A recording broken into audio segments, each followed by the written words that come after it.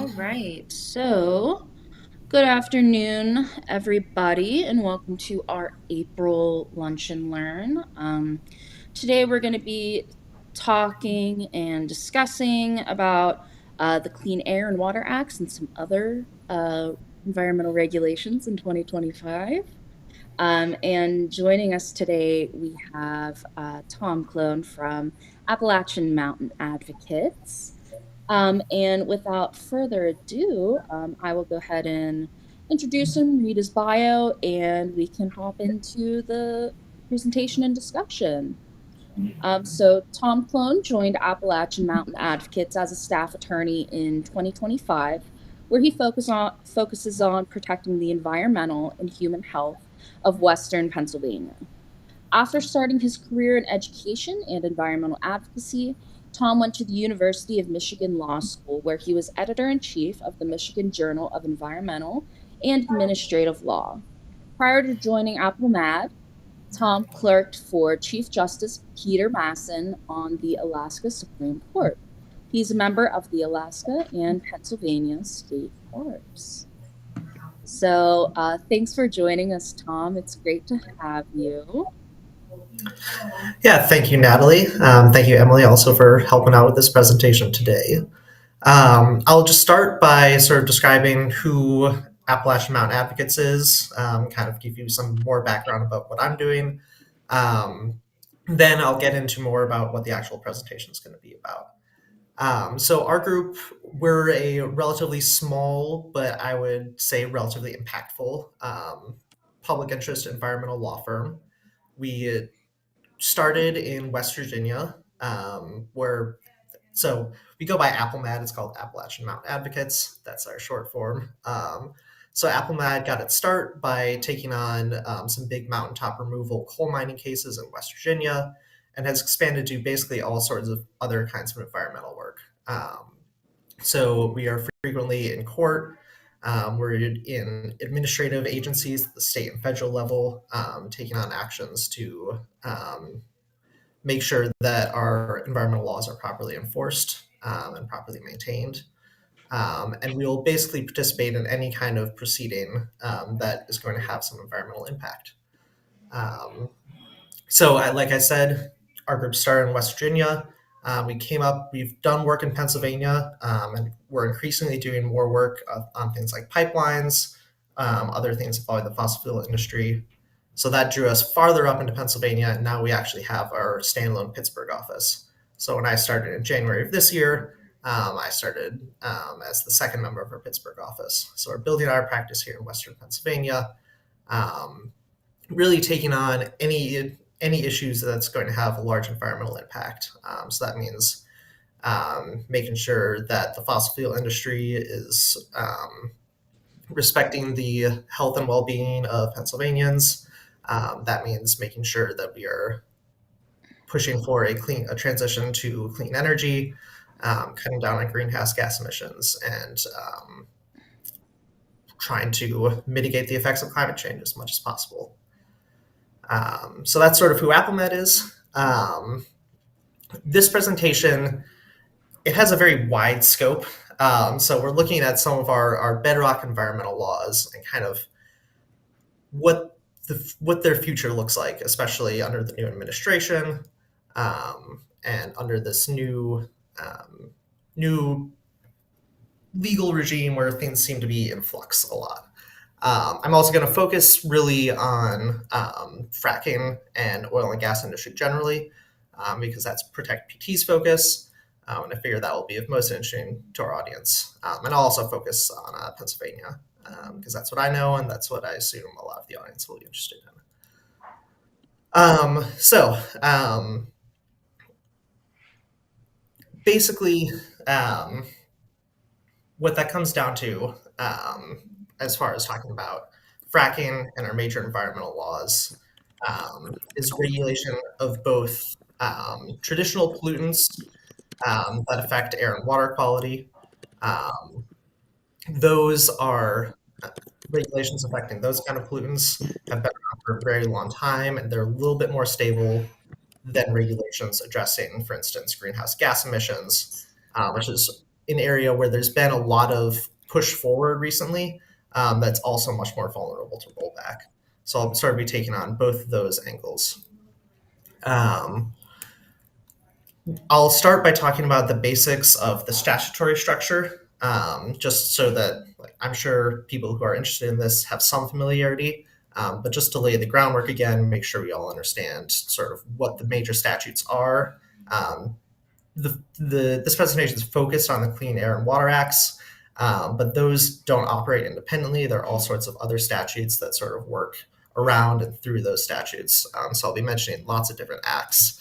Um, so if anyone has a question or wants clarification, please just let me know. Um, so we'll look at the statutory structure, then we'll look at the regulatory structure, which is how the executive branch applies those statutes and actually enforces our environmental laws.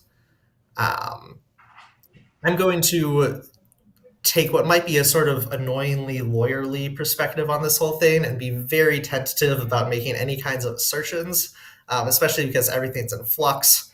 So consider this my impression of what's been happening, where things might be going, but everything is changing. So this should not be taken as a definitive statement of anything about the particulars of the legal picture. Um, so with all those caveats, please ask any questions as we're going through. And Emily, you can take us to the next slide.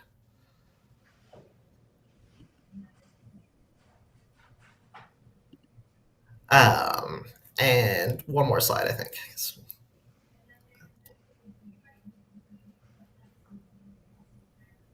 All right, so just to, like I said, I'm going to start by talking about the sort of basic statutory framework for environmental regulation in our country. So we have major federal laws. Lots of that legislation is from the 70s, but it's been updated constantly since then. And then we have state laws, and they work equivalently. How the major environmental statutes work is that the federal government has passed a law that basically gives EPA the mandate to regulate some of these pollution, either in air or water or some other sources. Um, EPA sets some standards. They have an enforcement arm, but a lot of how it works is through a process called cooperative federalism, where the EPA, where states make their own laws that regulate air and water pollution and things like that, and the EPA makes sure that those laws are adequate. They have to hit the federal minimum, so a state can make a law that has stronger enforcement mechanisms than the federal law does. But it can't have weaker, which makes sense. You know, the federal government sets the floor, and states can add on as they choose. So that works in different ways for every statute. States are able to take responsibility for some things in some areas, and other times the federal government hangs onto its authority. Also, every state has different approvals for taking on different aspects of law. So it's really locally dependent. So an interesting thing about Pennsylvania is that our major environmental statutes are actually older not than federal regulation generally of environmental issues, but the current operative federal laws, the Clean Water Act, the Clean Air Act as they exist now, actually have older Pennsylvania equivalents. So our equivalent for the Clean Water Act is called the Clean Streams Law. It's been amended to fit in some of the parts of the federal scheme. The Air Pollution Control Act is our equivalent of the Clean Air Act. So let's talk about these specific areas of enforcement. So the Clean Water Act and the Clean Air Act, their basics are the same. The government, you know, you have polluters. So you have a company that's making something, doing some kind of process. They have to get rid of their waste or byproducts of whatever process they're doing, put it into the air and water. The government has decided that that kind of pollution is necessary to some degree to do basic commercial things, and that the way that that pollution should be managed is by a combination of setting limits and then specifically allowing people to do things. So in the Clean Water Act, for instance, the EPA and the state agencies that have equivalent authority wherever they're operating will set limits for they'll do studies first and figure out how much pollution they think particular kinds of water bodies, sometimes specific water bodies, sometimes just general types of water bodies can take. And then they'll take those limits and also consider the technologies available for preventing pollution. They'll look at all those things and, based on that information, figure out how much either general classes of pollution emitters should be allowed to emit, um, or they'll make fine-tuned individual permits to allow people to emit certain kinds of pollutants at certain levels. Um, so that's basically how the Clean Water Act works. The permitting system there is something called the National Pollutant Discharge Elimination System. So you could get a NPDES permit if you're going to emit pollution into a waterway. In the Clean Air Act, the permitting system there is from the 90s, and that's called Title V. That's just the statutory, that's the provision through which it's regulated is called Title V. So if you ever hear someone use that, they're talking about a Clean Air Act permit. Um, and the way that works then is it's supposed to set limits so that polluters know how much they're allowed to pollute. It's essentially the state government and the EPA are saying you're allowed to pollute into the air and water, and here's the level that you have to do it at. So in one sense, it's a very generous commercial focused statutory scheme. It's basically created to allow people to pollute, but within limits. So then when you violate your limits, the EPA or the state enforcement agency in Pennsylvania, that's the Department of Environmental Protection, will engage in enforcement proceedings, which can be anything from they'll notify you that you're out of violation and then figure out a way to help you bring that back. But if you're not able to fix problems, then you eventually end up in court. An interesting provision of both the Clean Water Act and the Clean Air Act and a couple other big environmental statutes are that they have provisions for something called citizen suits. Now, citizen suits, I mentioned that the DEP and the EPA are able to enforce these acts and make sure that people are following the pollutant limits that have been set for them. The citizen supervision allows when the EPA or DEP, for instance, isn't actually holding people to the standards that they've set. When you have a company that's polluting, people know about it, and no one's taking any action, then a citizen who's been affected in basically any way can then go to court, bring a case saying, okay, this company is polluting the lands and waters of the state I live in. You need to stop it. You need to pay a penalty. You need to at least fix the pollution. So that's something that AppleMad does a lot of work on, bringing those citizen suits, making sure that people are able to enforce the environmental statutes that really are designed to protect us all. That's why there's a citizen supervision in these acts, so that everyone can make sure that that even when the government isn't able to or isn't willing to enforce these acts, there's some recourse. So that's the basic structure. Generally, you have some parts of the environmental acts are very specific, but some parts are very general. So that means that the regulatory authorities, which is the EPA and the federal government, DEP in Pennsylvania, then make regulations that implement those acts. So they say, okay, we have this general command from Congress. Here's how we're specifically going to apply it to you, a specific polluter. And they're giving notice then to the rest of the state. Okay, here's how we're applying these laws. This is how it's going to function. So that rulemaking process is controlled by something by the Administrative Procedure Act, which we can get into deeper if anyone wants to. But basically, what the main thing that allows is that the agency is bound by some judicial review for the decisions it makes when it's creating rulemaking. So if the EPA says, okay, so Congress says, okay, we have this limit for this pollutant, we can't go above that. EPA figure out a way to hold people to that. And EPA says, no, I think we need to do something else. then the Administrative Procedure Act allows a court to step in and say, no, you actually have to follow the law and do what you're required to do. An important provision of that is that the agency action also has to, it can't be arbitrary and capricious is the legal standard. Um, so if an agency is doing something that's completely outside of the information they've gotten, the expertise that they've applied, and it doesn't make any sense essentially, then a court can also step in and review and say, no, this action was arbitrary. You're clearly not trying to actually apply this law. You're trying to do something else that isn't consummate with the congressional scheme you're supposed to be working under. Um, Okay, some other environmental acts that are important, especially in the fracking context. Oh, well, not really in the fracking context, but in the waste context generally. We have this thing called the Resource Conservation Recovery Act, RCRA, that is basically supposed to manage hazardous waste from production, storage, transportation, everything like that. Um, it's really important for things like landfills, but basically anyone who's handling hazardous material. So there's several state laws that implement that as well.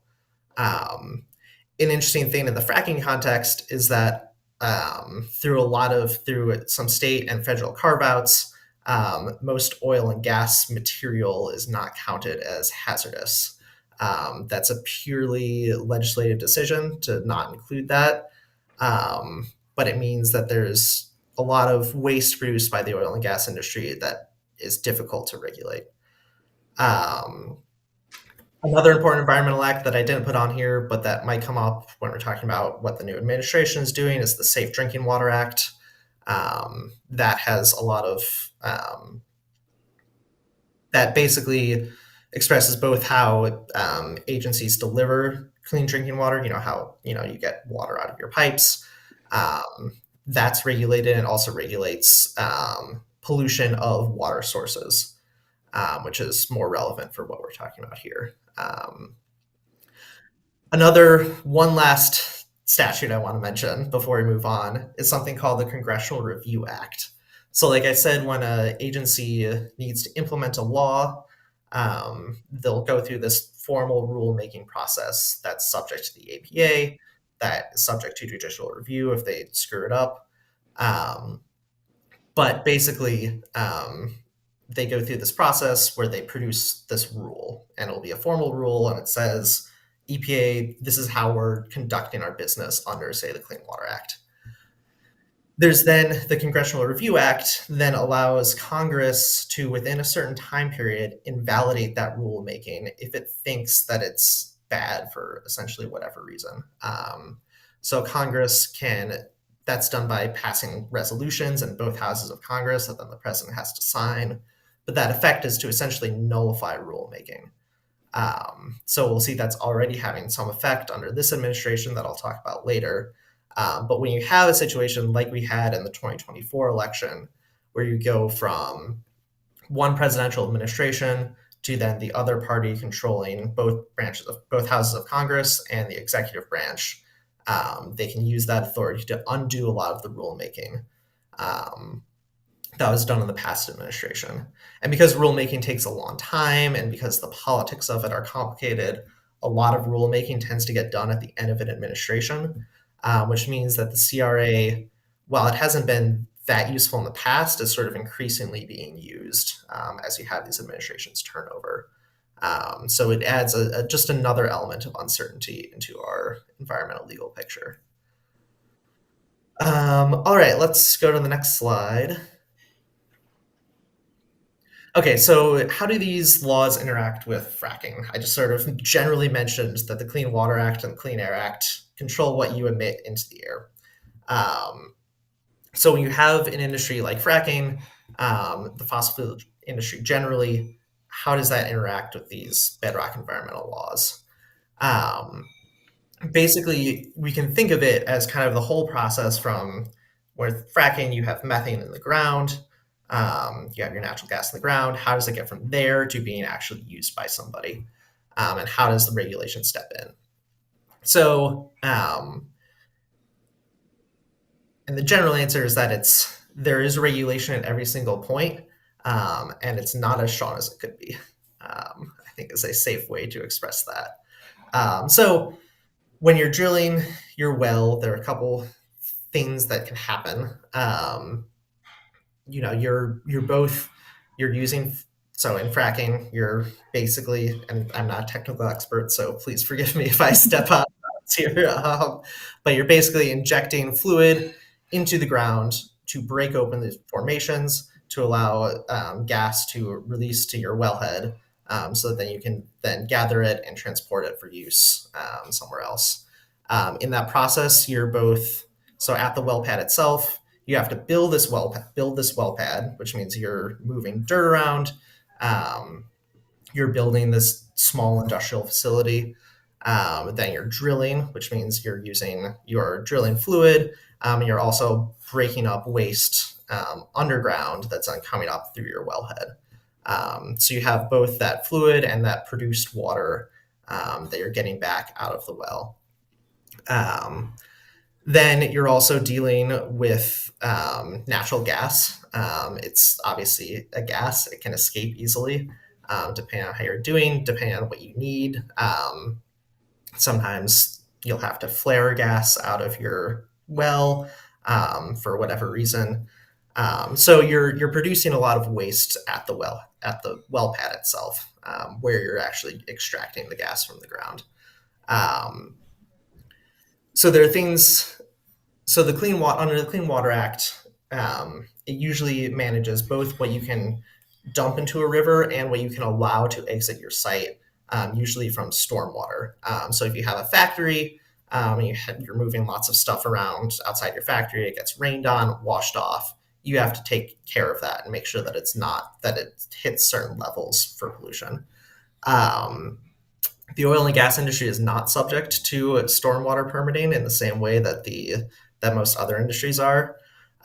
So that level of regulatory control isn't there. But there are limits to what you can do. You can't, for instance, take your produced water and dump it into a river straight from your well pad. So there are some limits. That's good. But then the question is, what do you do with that waste? There are a number of things that have been done that can be done. You can spread it on roadways. You can spread it through agricultural fields. You can reuse it to tamp down dust at the well pad. Like I said, it's an industrial facility. You have lots of heavy equipment to produce a lot of dust. But that liquid is toxic. So in Pennsylvania, at least, there's been some effort to regulate what you can do with it. You're not supposed to be spreading your fracking wastewater just on the road willy nilly, which doesn't mean it doesn't happen, but it's a level of state willingness and capacity to enforce these laws. So, as I was saying, the Clean Water Act itself, though, doesn't really, besides allowing really egregious pollution where you just like dump something in a river, it doesn't have all the controls it could. Isn't, for instance, able to follow fracking waste from the well pad into, say, a landfill. If you want to put something in a landfill, landfills are managed by their own permits, but there's not necessarily a regulatory structure. I shouldn't say that entirely. There are regulations about where you can send your waste and how you can do it, but because you're sending your waste to a different facility,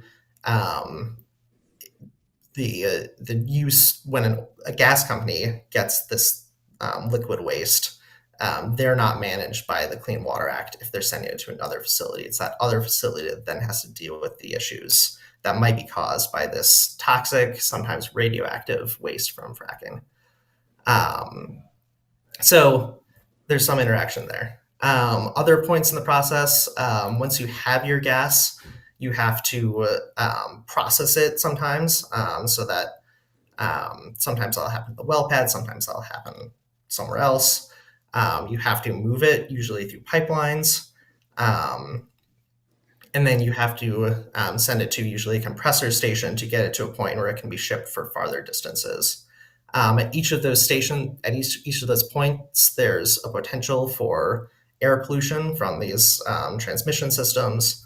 Um, so that is in some ways regulated by the Clean Air Act, although usually a particular well or something won't be a large enough source to need, for instance, a Title V permit. Um, and we'll get into some of that later. Also, the end users of gas, obviously, fracking is just one end of the industry. Once they produce the gas, it's used by other people. Power plants, for instance, are very well regulated by the Clean Air Act. Extensively regulated, I should say. Well regulated is more subjective, and that depends on the power plant. Okay. Some other things I mentioned: fracking waste. Um, One of the ways to deal with waste is to put it back into a well. Um, it's called an injection well. There are all sorts of types of injection wells. Some of them are used for storage of products. Some of them are used for waste disposal. Some of them are even used for carbon dioxide storage, particularly associated with carbon capture and sequestration. Those are all regulated under the Safe Drinking Water Act. There's an interesting movement for those who are interested in it. Those CO2 storage wells are called Class 6 injection wells. A couple states in the country, including West Virginia, now have authority to manage their own Class 6 injection well programs. Pennsylvania is still managed by the EPA, which generally promised. The thinking, I would say, has been that the EPA is more competent to manage those wells than state agencies. Although, given the EPA, that can always change. Right, So right. um, okay, so that's kind of the basics, and we can then move on to the next slide, Emily, and talk about some changes we're seeing. So, like I said, you have the structure where you have these environmental laws that have been passed by Congress, their state equivalents, and then you have the enforcement agencies have to interpret and apply them. There has not been a lot of legislation happening in the early Trump administration because legislation is difficult. You have to get bills through both houses. And you have things like the filibuster in the Senate that make actual direct litigation very difficult. And also these bedrock environmental laws that are often referred to as the best environmental laws in the world. People like them because they work. So I wouldn't expect to see any major legislation attacking those laws directly. But what you do see is that the executive branch has a lot of power to enforce these laws. I talked about rulemaking a lot, but they also have lots of other informal powers. So there's sort of four categories, I would say, that I've been looking at for what's happened in the Trump administration. One, I talked about the Congressional Review Act. That's already happened a couple times. So we've had Biden-era rulemaking that was applying portions of the Inflation Reduction Act. Some of that's already been rolled back by both houses passing a resolution, and then the president signs it. And those rules no longer exist. What happens now is that because they're trying to fulfill statutory mandates, the EPA is supposed to produce some rulemaking to fulfill those statutory mandates. So when a rulemaking gets eliminated, it has to be replaced in some sense. So we'll see. That's a long process. It usually takes years because you need to develop the rule. You need to get public input. And there are all sorts of statutory guidelines in the APA for how you develop rulemaking. So those where there's been congressional disapproval of a rule, there will have to be new rulemaking, and that'll take a while. So we'll see what happens with that. The other formal process to change a rule is for the agency to just do it itself, to engage in some new rulemaking, which means that they have to look at the current policy, look at whether that policy is bad for any reason, and then they'll change that policy and go through that whole formal rulemaking process. So because that's such a long process, none of that's happened yet, but they've said that the administration has said that they're going to start engaging in a lot of that. So those are the two formal ways to change how the executive branch applies these bedrock laws. Um, the other ways are, but then they're less formal ways. So the EPA, for instance, has a lot of discretion over how it spends its money, how it spends its time. So the basic principle is that there's environmental problems going on everywhere across the country um, at any time. And it's impossible for the EPA to do everything all the time. They have limited money, they have limited people, so they have a lot of discretion to choose where they spend their resources when they're enforcing the law. Um, I should have mentioned earlier that all of these bedrock environmental laws have criminal provisions if your violations are egregious enough. One of the things that's really easy to track over time as changes happen between administrations is how environmental laws are prosecuted. Generally, as I'm sure most people could imagine, during Democratic administrations that are more focused on rigorous environmental enforcement, you'll see enforcement cases go up, and then you have a Republican administration come in and they'll go down. Generally speaking, um, so there's a lot of discretion for the EPA itself to just simply back off a little bit on certain provisions of the law, make things a little easier for businesses, let some things slide a little bit more. Um, there are restrictions to that discretion.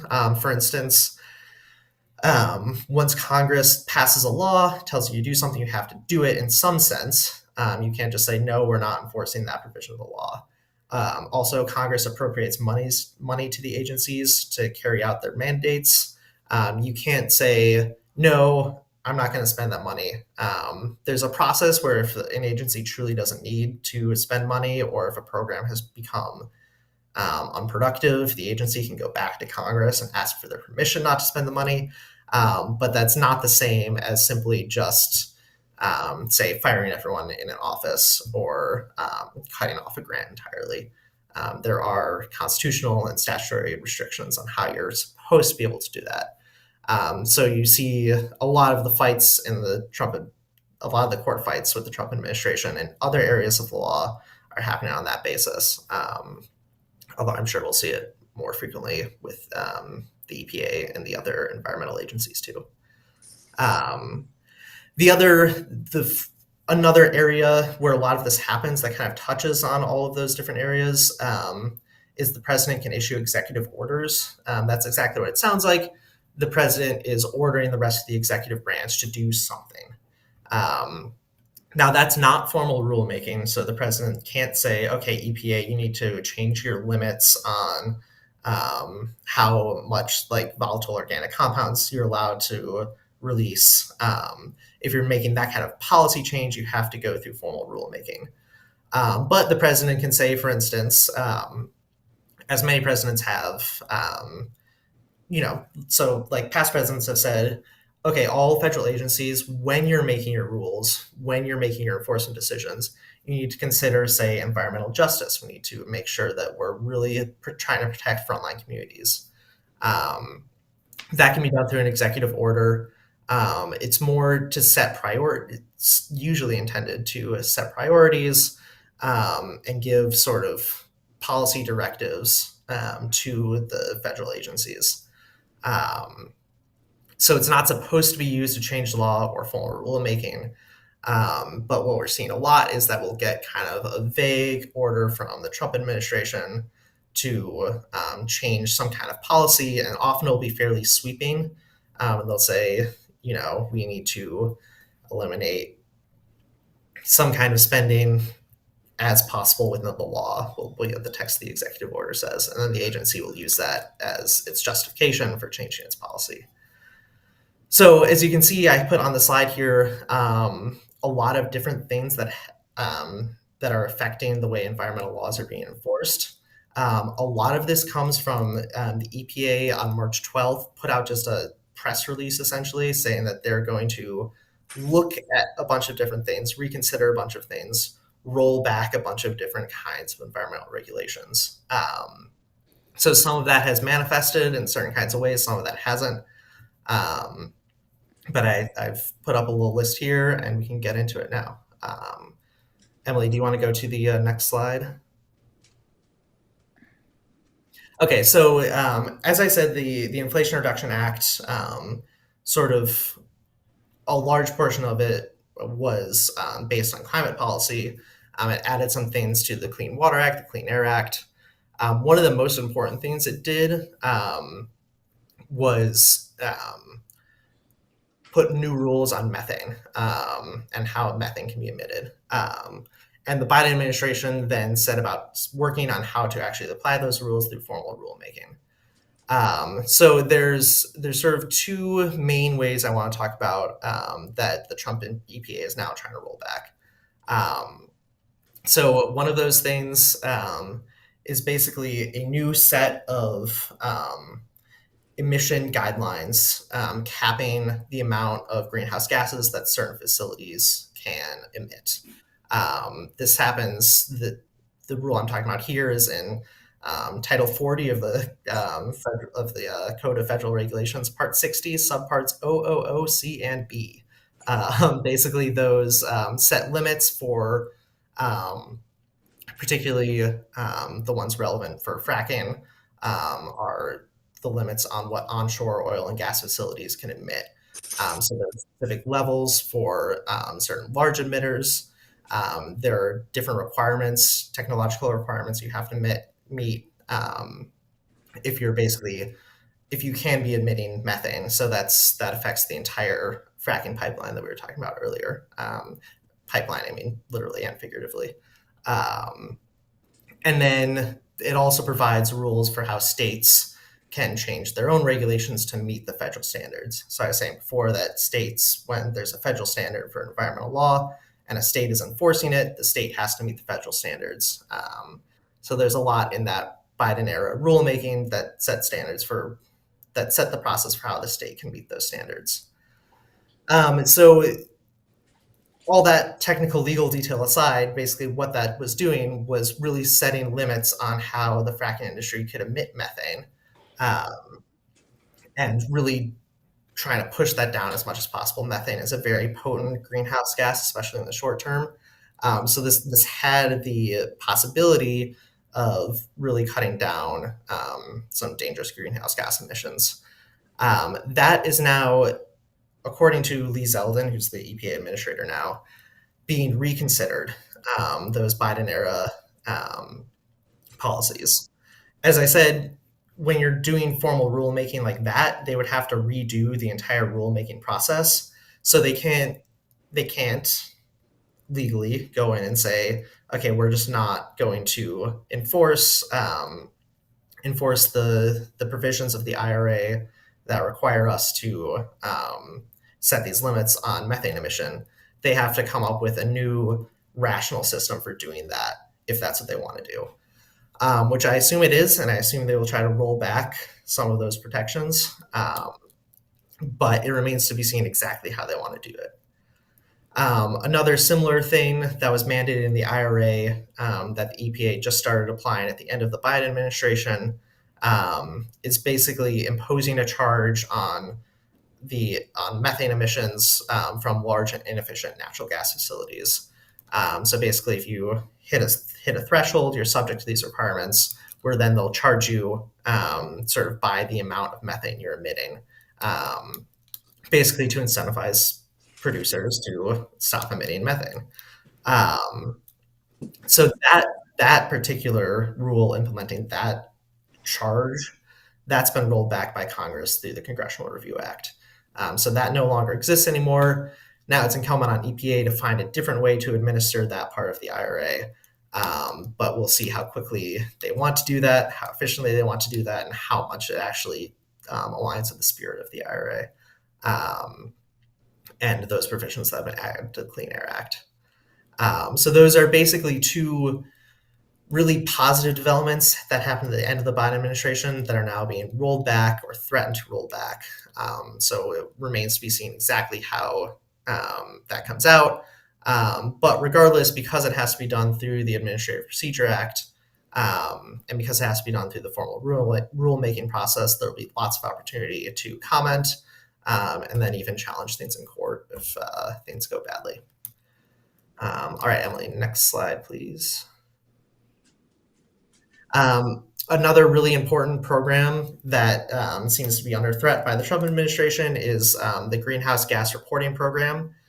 Basically, this is how the government understands who's emitting greenhouse gases, where they're emitting greenhouse gases.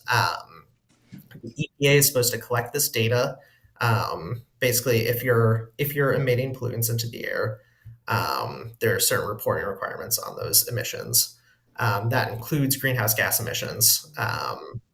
So basically, if you're a polluter, you have a responsibility to self-report your greenhouse gas emissions to the EPA.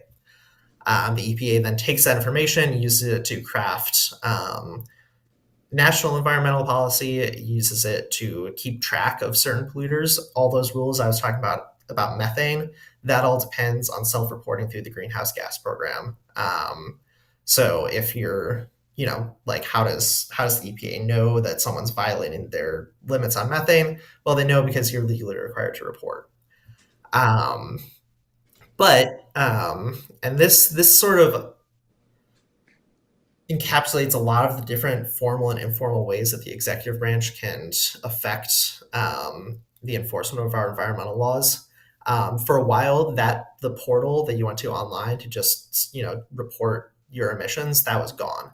Um, I believe it's come back, but in some form, but I'm not entirely sure.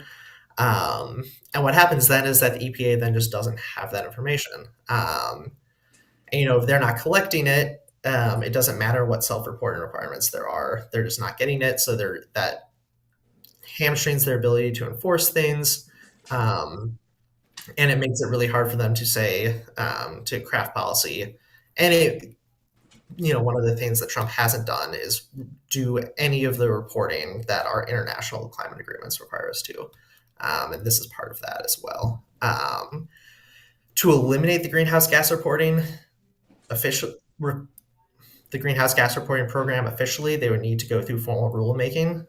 So maybe we'll see that. But as you can see, but because that's a slow process, you can see that even before they go into that process, there are lots of informal ways they can just choose not to enforce that. And whether those are legally acceptable ways of rolling back enforcement sort of depends on whether you can challenge that successfully in court, which remains to be seen for this as for everything else. But ProPublica has done some really interesting reporting on this program in particular, saying that it seems like the EPA wants to eliminate reporting requirements for 40 out of 41 industrial sectors.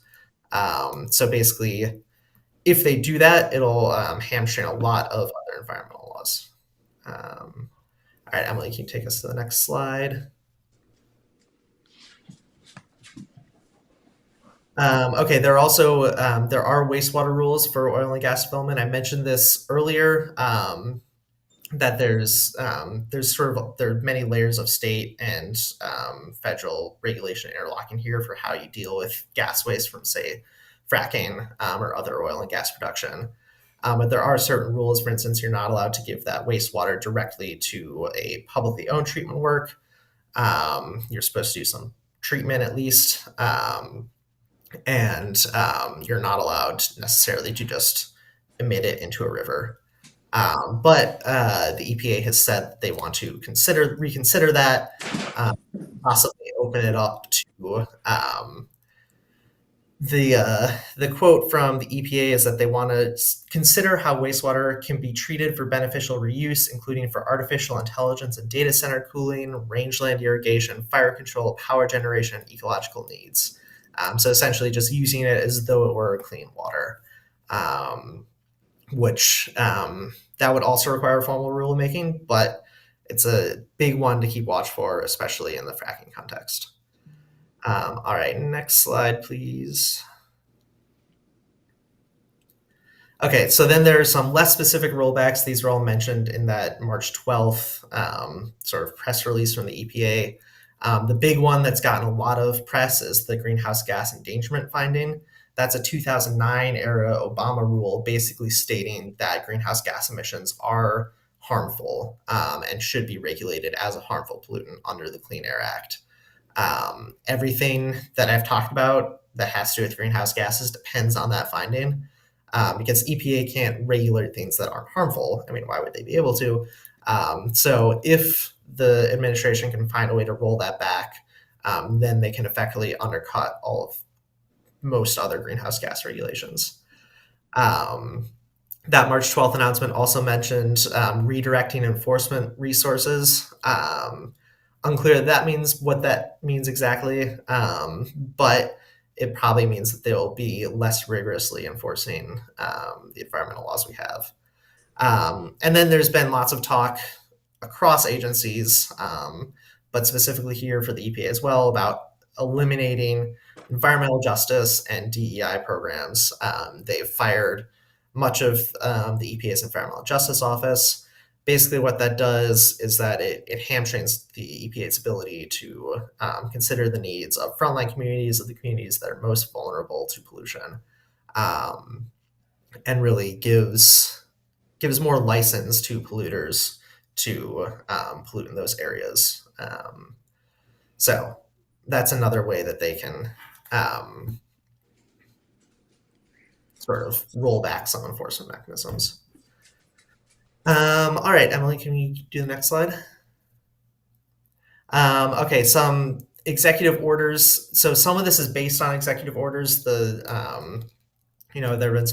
broad directives from the Trump administration to agencies to cut back on things like DEI, or cut back on sort of inefficient uses of government money, quote unquote. So a lot of this sort of rolling back of the EPA's more aggressive environmental enforcement is based on those executive orders. There are two particular executive orders I wanted to highlight, just because it's not clear what exactly impact they'll have going forward. One is called Zero-Based Regulatory Budgeting to Unleash American Energy. This is a very broad-based directive to a whole suite of agencies that that regulate energy production, including the EPA, to put a sunset provision into all of their regulations of energy so that they will just stop happening at a certain point. It's unclear exactly how that's going to be carried out, but in my reading, it seems like they might be trying to just eliminate a lot of regulations sort of on the basis of this sunset provision. Another interesting one to look out for is called Protecting American Energy from State Overreach. That basically directs the U.S. Attorney General to look at state laws and policies regulating energy production. And if any of them are contrary to law in some way, which in the Attorney General's interpretation, then the Attorney General is directed to find a way to stop states from enforcing them. So that, as I'm sure you can imagine, sets up all sorts of interesting legal battles depending on how aggressively they try to follow that executive order. But it does it raises the question of how much states will be able to allow to regulate their own environment. Yeah, so things to look out for. Emily, can you do the last slide? Okay, so what's going to happen with all of these things up in the air? As I said, there's a lot of this requires formal rulemaking. So we'll see how the administration goes about doing that. There will be lots of legal challenges to those rulemakings, presumably, depending on how rationally based they really seem to be. The reporting requirements will create a lot of data gaps, presumably. So that will have effects for the foreseeable future, if we're not able to have that data to build policy off of or to do enforcement actions. But as the EPA steps back from a lot of these programs, it does raise some gaps that can be filled. So as I was saying, state enforcement has to meet federal minimums. It isn't necessarily capped. In some ways, the federal government can cap state enforcement. So federal law is supreme to state law. So in matters of interstate commerce, where the federal government legislates, states can't step in and say we want to do something different. So there will be lots of fights between state governments and the federal government about how much they can regulate industry. But it does mean that there's a possibility for states to take over some of these enforcement shortfalls. And as always, when the government steps back, it means that the burden falls on ordinary people to step forward. That's why groups like Protect PT are so important, to lead the charge, sort of get out there, figure out what problems aren't going addressed anymore, um, and come up with a way to attack those problems. As I said, AppleMed can do that through citizen suits, but there are lots of non-legal ways to put pressure on polluters and governments to actually fulfill their responsibilities to the people and the environment. So it's an uncertain time. Um, there are lots of things going on. There are lots of things that will be going on, and lots of things that are unresolved and will have to be resolved in the courts. But it means there's more opportunity to make a difference. So appreciate you all for coming, and happy to take any questions if you have any. Yeah, thanks so much, Tom. That was all extremely informative, and I'm sure this will provide to be a very helpful resource as we navigate the next 4 years.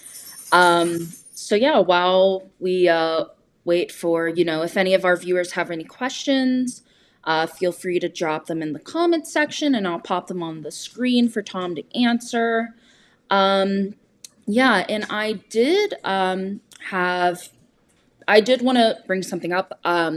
So Tom brings up the important point that, there's a need for greater citizen enforcement at the moment. So, this goes into kind of becoming your own watchdogs for your home, for your community. And at Protect PT, that's really the basis of our work.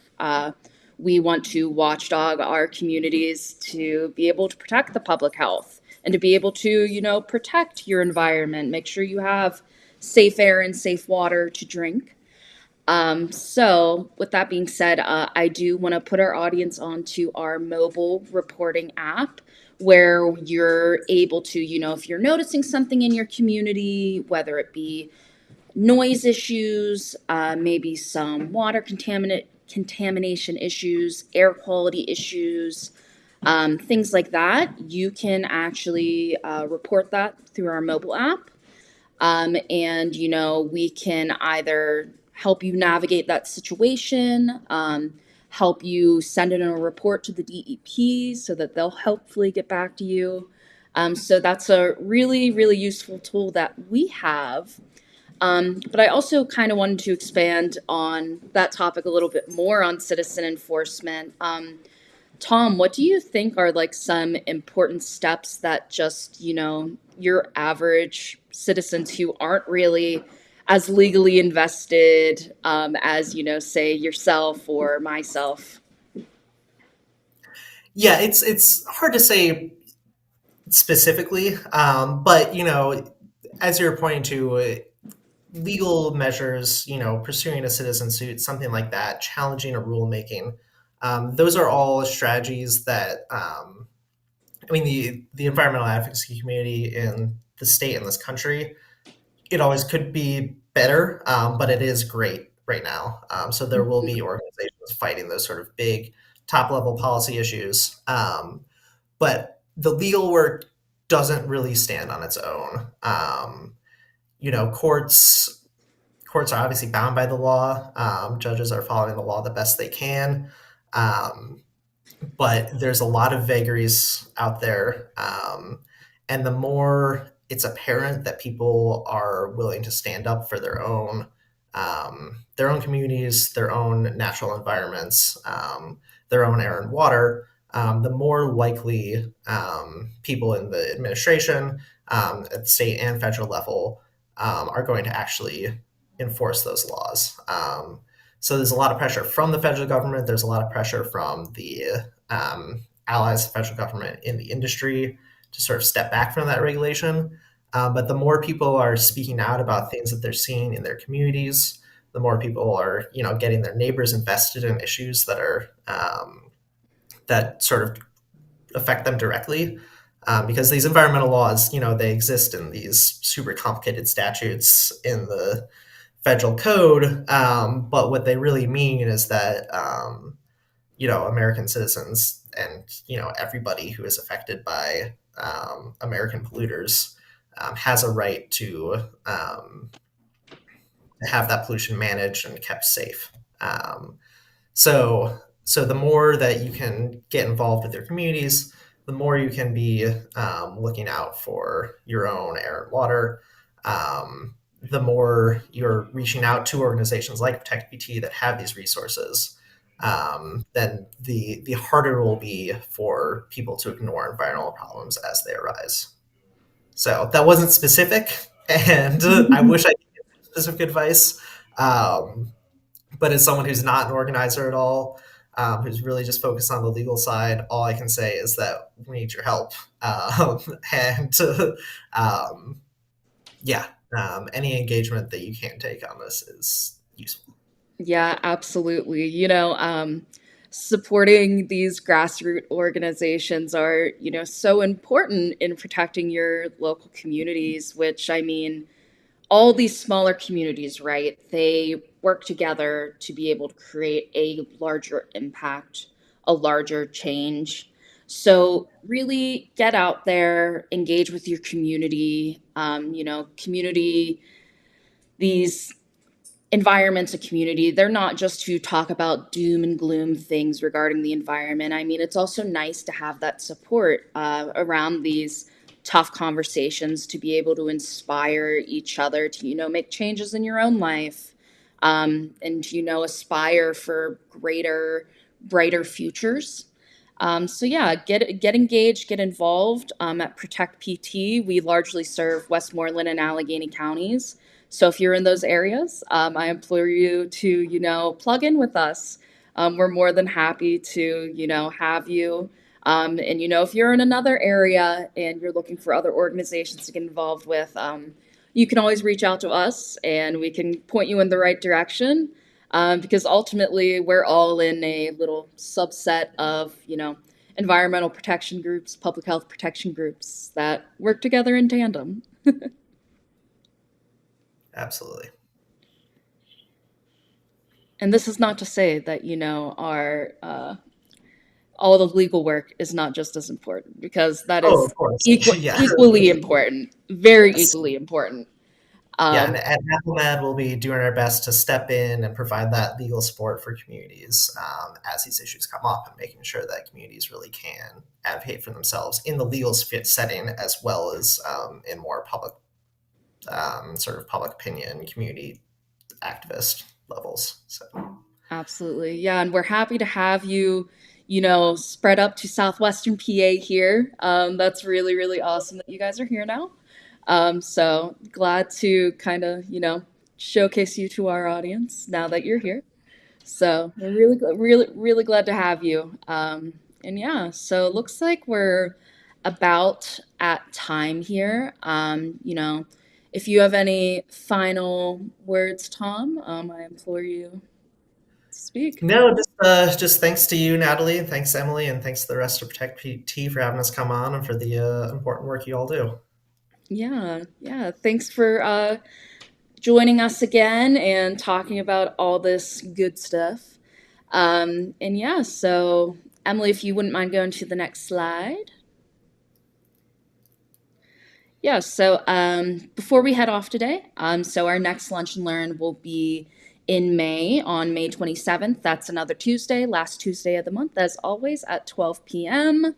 And then also, before you go, if you wouldn't mind filling out the Lunch and Learn survey, let us know what we could improve upon, what you'd like to see in the future. And yeah, so thanks for joining us today, and we'll hopefully see you next month. And you all take care and have a good rest of your day.